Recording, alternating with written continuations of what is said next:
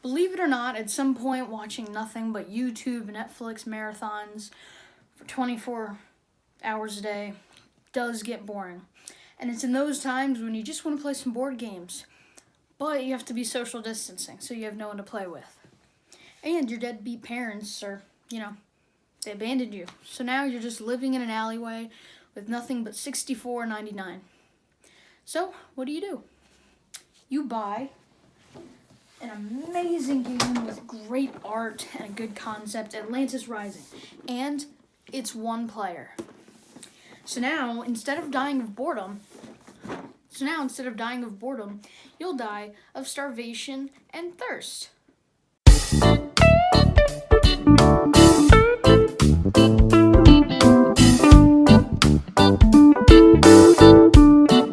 What's going on, guys? I am Nagel, and today I'm going to be showing you some really nice solitaire one-player board games that you can play during quarantine. And they're really fun, and they have amazing art. Some of them have figures, and they are just so much fun to play.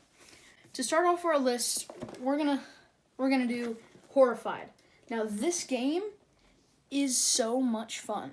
In Horrified, you play on this beautiful map. It's really nice, and you play as one of these people, and they each have special abilities: the scientist, the explorer, the inspector, the courier, archaeologist, professor, or the mayor, aka Meals on Wheels. The greatest part about this game is, well, it's not the price. That was a joke.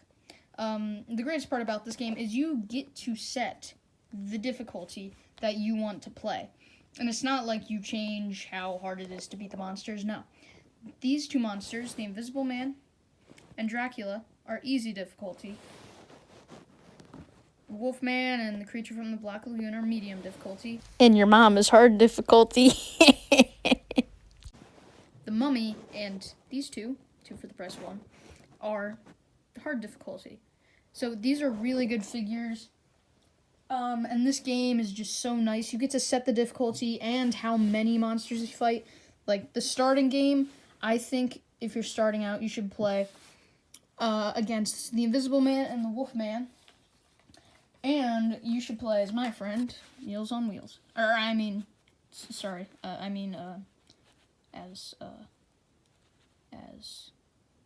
the mayor. Yeah, that's what she's called. So that's what I think you should do, because she has the most action. She has 5, but she doesn't have a special ability, but that's fine.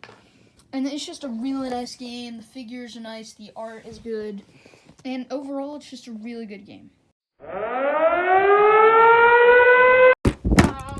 gosh. You're kidding me.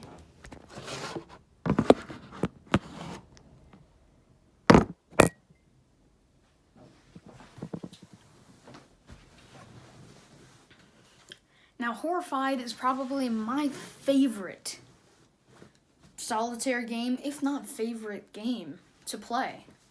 It's so much fun. You get to set the difficulty yourself, so it makes it easier. It's just a great game if you're just starting to learn to play solitaire games and stuff like that. So overall, it's just really nice. I love it. Horrified goes for about $35 on Amazon, $60 on eBay. Everything's more expensive there. Hashtag, in the comments, hashtag everything's more expensive on eBay. No. Everything's more expensive there. Okay. So, it's just like, it's a really nice game, goes for about $35 on Amazon. And, yeah, it's just really good game. I love the art and the condition. It's not the best art, and it's a little cartoony. And it seems like a kiddish game, but it's really not. It has some good complex strategy involved in it. And kids can play it too. That's the best part. And, by the way, all of these games can be played with multiple people as well. Come on. Next up on the list is actually probably one of my favorite games to play with my dad and my friends. It's Marvel Champions. Now, this is what's called a living card game, and that's where they release new content every month. So, like, new hero packs and new villain packs and all that. I mean, like, look, we just got the Green Goblin scenario pack. We also recently got Thor, Captain America, and this cool villain thing, which I still haven't played yet, the Wrecking Crew. It looks so awesome. My dad has played it solitaire, but I haven't played it yet, and I really just want to. It's an amazing, like, wonderful game. It's just the rules, and it comes with these nice tiles to track health and enemy health, and then you can also buy additional stuff. So we packaged literally everything in here. So it's and we labeled it, so it's really nice. You see Captain America, Captain Marvel. We actually put this in alphabetical order. Black Panther, Captain America, Iron Man. Okay, so my favorite hero to play as is Tony Stark, aka Iron Man. Each hero, so basically you play as one hero and you have a deck. And it also reminds me of Magic because it's a deck building game. So, Tony Stark, he has 3 recovery, that's for recovering health. And then Iron Man, his side is terrible. 1 defense, 1 attack, 2 thwart. I will tell you, that's not that good. Look at him compared to Spider-Man and Thor. I mean, like, come on. He's terrible. Hand size 4, hand size 5, hand size 1. Now you might be thinking, Logan, why the heck is Iron Man your favorite character if he sucks? Well, he doesn't exactly suck. Look, he doesn't suck. You collect his armor and build it as you go along. Once you have all his armor, his hand size becomes bigger than any other person. Hand size of 7. And like, look at this. His maximum hit points go up a whole lot. You get +6 hit points. That's maximum. He gets 8 extra hit points. I mean, come on. He becomes probably the most powerful one of them all. So you probably are like, remove 1 threat, exhaust, arc reactor to ready him? What is all this crap? Well, it doesn't really matter. I'm not here to teach you. I'm here to let you look. Okay. I'm here to review this game. It's a really fun game, and there are some strategies involved. You choose one ability, I guess you could call it, to add to your deck. This is aggression. I choose aggression for Iron Man. He's best played with aggression. So it's like really good, and the art is lovely. It's great, and it's just a really fun game overall. Basically, you pick one villain to fight. Like the first one you fight, the first villain you fight. Well, it's recommended that's the first because he's the easiest. Is Rhino. He's really cool, and then you can go on to fight Ultron. He was great in the movie. And Wrecking Crew, we had to buy that claw. He's the hardest of the original pack. Green Goblin. There are 2 Green Goblins, actually. So basically, this is just overall a fun game, and you pick a villain to fight. You pick who you play as. You switch between your alter ego and your superhero. It's so much fun. It's just a great game overall, and there's scenarios for each person. It's so amazing. I definitely recommend getting this. Now, Marvel Champions, the base pack, of course, goes for about $48 on Amazon, $70 on eBay. Hashtag everything's more expensive there.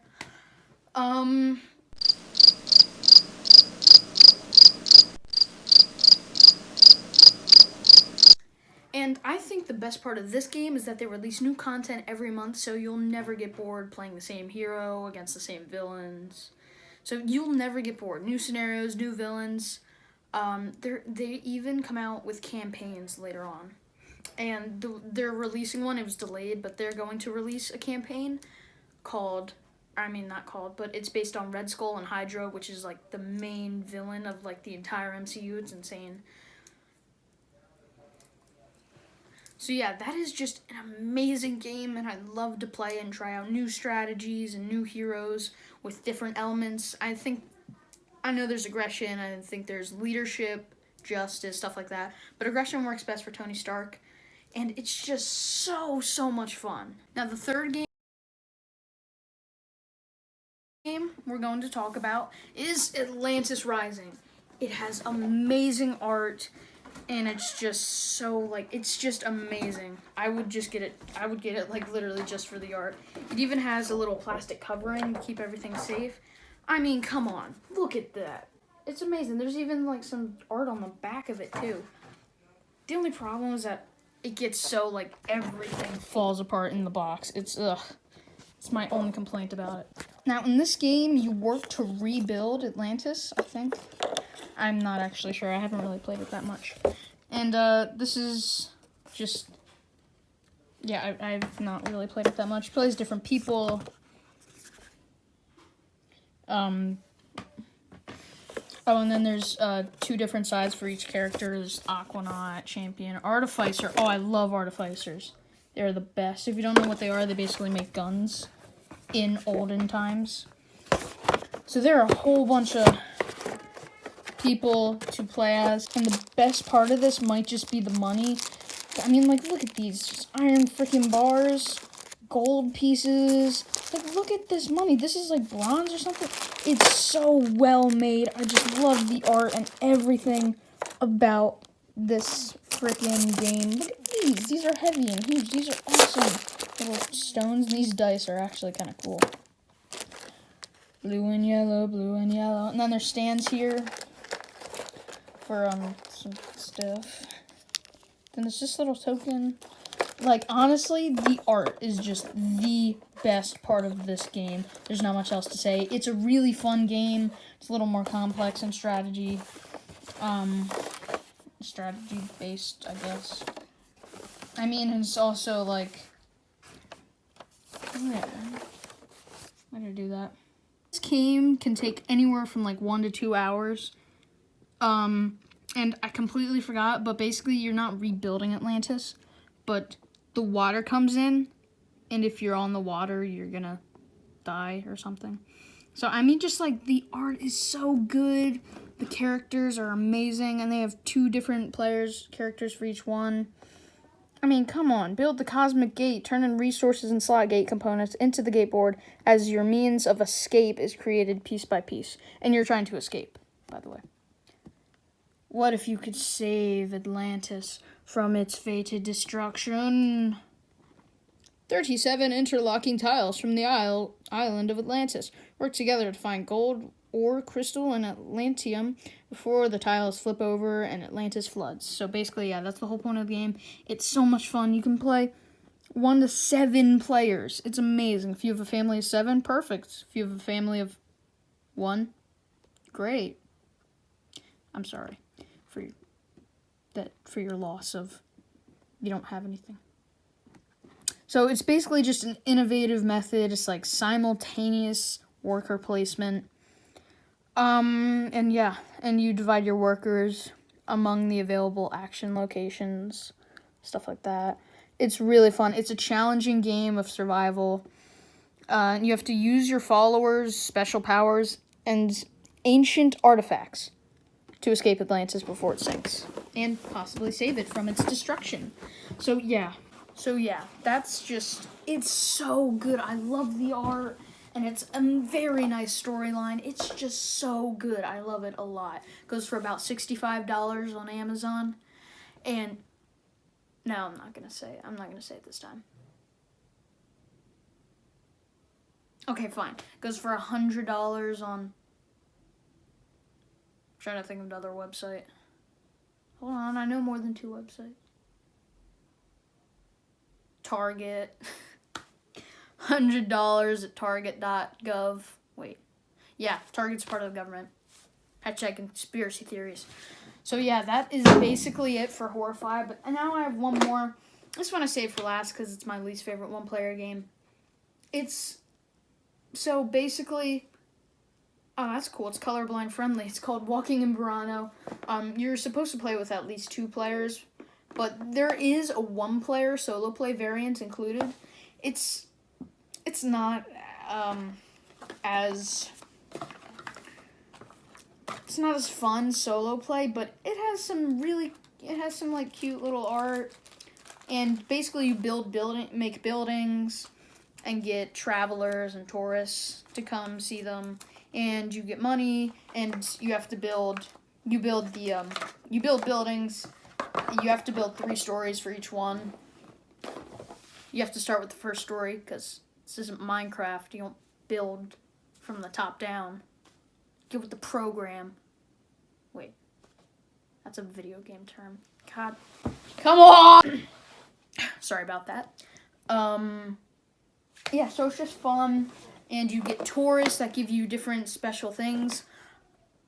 And, like, basically, sometimes there will be cats on the buildings. Sometimes there's lamps, open windows. And basically, some tourists, like, they'll give you 2 victory points for every cat you have. And stuff like that. And you usually have to build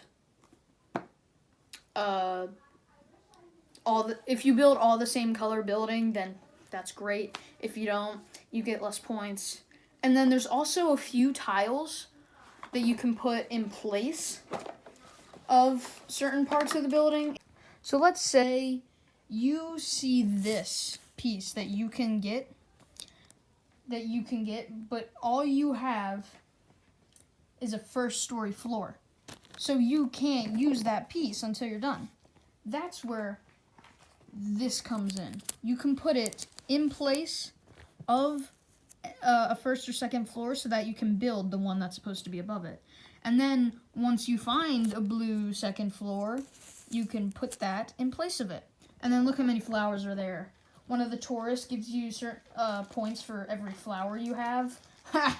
That's gonna be helpful in this situation. So yeah, I'm not gonna showcase Walking Verano as much just because it's not my favorite game to play solitaire.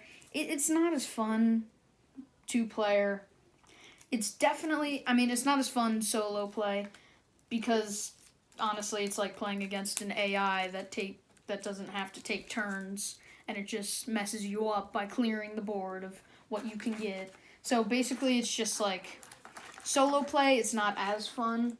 So I would recommend the other 3 games, but this was just a little nice bonus because it still has cute little art and it's a fun little strategy game. It's pretty simple, so you can play with, kids. You can play up to 4 players, and it really doesn't take that much time.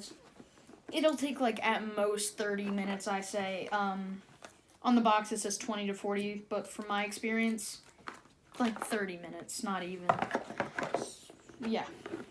So that is all for today. I hope you enjoyed the video. If you did, please smash that like button and subscribe, and we'll see you in the next video. Please check out our first video. It's about some dead game that no one plays, but it's a card game that I made about that dead game. Skylanders. I wouldn't watch. It's a joke. Please watch it and subscribe. Daily gaming videos. Weekends, I actually figured out. Weekends, we're not going to do gaming videos. We're just going to do funny stuff, like maybe pranks. I already have one thing planned for weekends. We'll probably just Saturday and Sunday. I think we'll do 1 video on the weekends because it's the weekend. So yeah, thank you guys so much for watching, and smash that like button, subscribe, and push.